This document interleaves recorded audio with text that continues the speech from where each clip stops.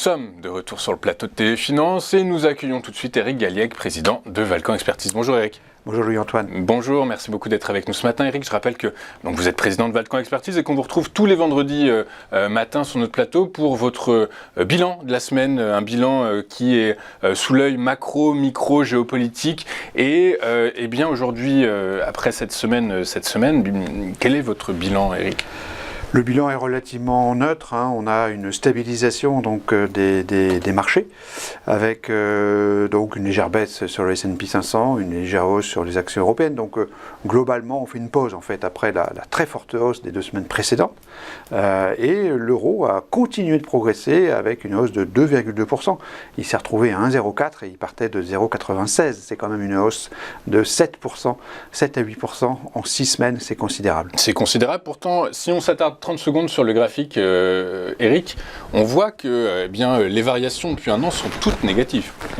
Elles sont toutes négatives, bien sûr, et d'ailleurs, un œil expert pourra voir qu'il y a une égalité, en quelque sorte, entre la baisse de 16% aux États-Unis et la baisse de l'Europe de 8% et la baisse de l'euro de 8%. C'est-à-dire que si on ajoute les 8 et 8, donc 8 euros de baisse de l'euro et 8 euros de baisse du CAC 40, on se retrouve à moins 16.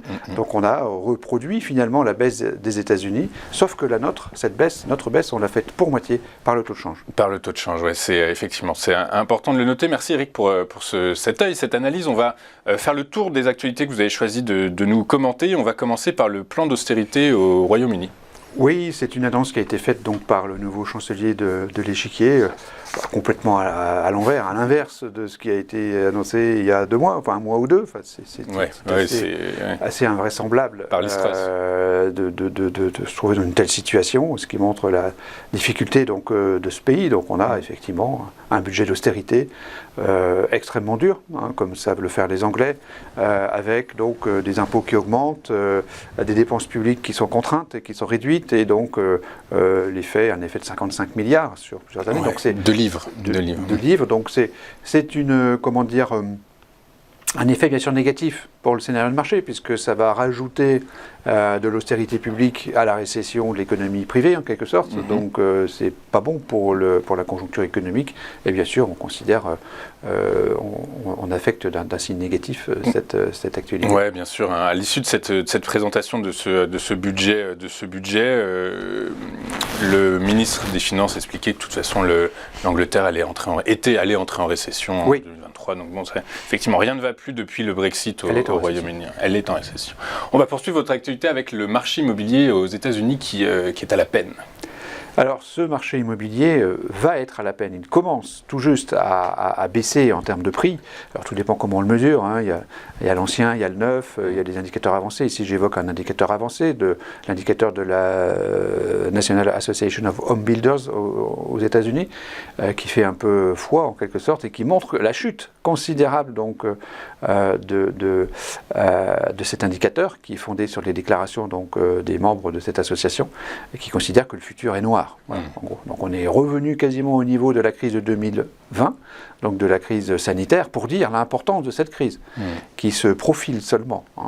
Et donc bien sûr, on le dit depuis plusieurs mois, il y a une double raison à ça, la hausse du coût des matériaux de construction, et puis la hausse des taux de financement, et avec un triplement des taux hypothécaires américains qui explique donc cette chute actuelle et à venir du marché immobilier américain. Alors vous avez évoqué rapidement l'inflation qui pourtant aux États-Unis semble peut-être avoir atteint son climax, son acmé.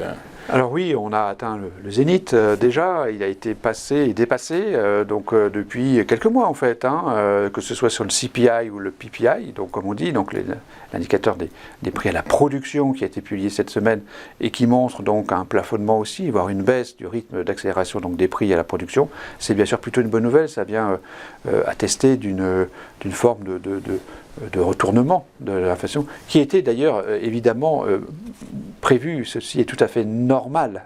C'était prévu, anticipé, simplement, comme le marché raisonne sur des nouvelles à très très court terme, eh bien, ça a été bien pris, mais c'est une évolution qui est satisfaisante. C'est pour ça qu'on l'a affecté d'un signe positif pour cette actualité, mais elle était tout à fait finalement anticipée, et ça serait quand même catastrophique si le CPI et le PPI étaient restés au niveau antérieur, entre 8 et 10%, ça aurait été effectivement une catastrophe. Donc on a un ralentissement de l'inflation qui est normal. Le vrai sujet, je le dis à chaque fois, c'est quel est l'atterrissage. Où va l'inflation ? A priori, on vise 2%. Oui, c'est ce que dit la Fed. Les organismes privés considèrent qu'on va plutôt être à 3-4. Oui, exactement. On va finir ce tour de l'actualité par le scandale qui secoue actuellement le monde des crypto-monnaies, c'est la faillite de la plateforme d'échange FTX. Alors, FTX, donc voilà, pour ceux qui auraient compris quelque chose aux cryptos, je me permets cette parenthèse. Donc FTX, c'est une plateforme donc d'échange de crypto-monnaies et qui donc fait défaut, fait faillite, comme ça a été le cas chez Terra Luna. Terra Luna. Il y a eu l'EST, ensuite il y a eu Celsius, alors Celsius voilà. qui a fait faillite, etc. Donc c'est un monde un petit peu compliqué déjà, c'est un monde dangereux. Et donc Coinbase, donc le courtier français en crypto, a décidé donc de geler les retraits des souscriptions de ces livrets d'épargne crypto. Donc ce qui montre qu'on est à nouveau dans une situation compliquée. Et donc le monde des crypto-monnaies est en train de sombrer, l'immobilier est en train de baisser, seules les actions résistent. Seules les actions résistent. Alors un petit bémol sur FTX, c'est la Banque de France qui a publié un rapport de stabilité financière et qui expliquait que heureusement, les répercussions du scandale FTX ne devraient pas toucher la finance traditionnelle. Du coup, c'est à relativiser. C'est un -1 pour le monde des cryptos, mais peut-être pas si répercutant que ça dans le monde de la macro, micro. Espérons-le. En tout cas, aujourd'hui, on verra bien. Ok, merci beaucoup, Eric, pour ce tour de l'actualité que vous avez choisi de nous commenter. Quelle est donc votre synthèse de la semaine ? La synthèse est négative à nouveau, parce qu'on a 3 -1 et 1 +1, donc si on fait -3 plus 1, ça fait -2. Voilà, Eric, donc pas mal. On fait bien de vous inviter, Eric.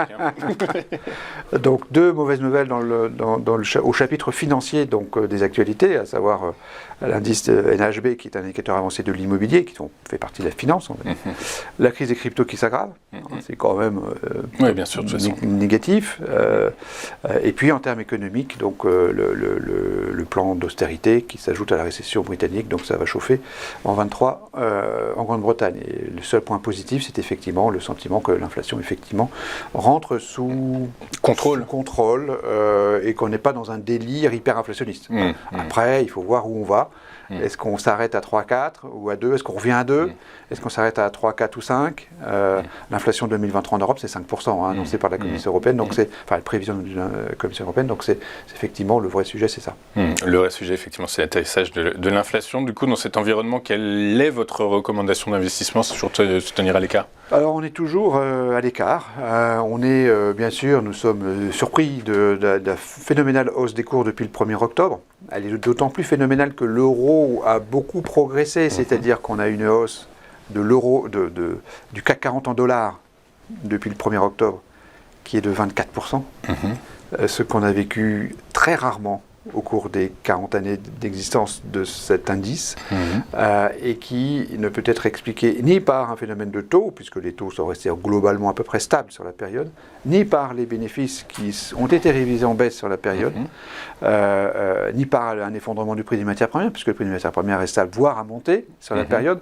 Donc le seul élément qui pourrait expliquer cette hausse, ce serait soit des éléments purement techniques, effectivement, de rachat du short, comme on dit, soit des investisseurs américains qui quittent la Chine et viennent en Europe.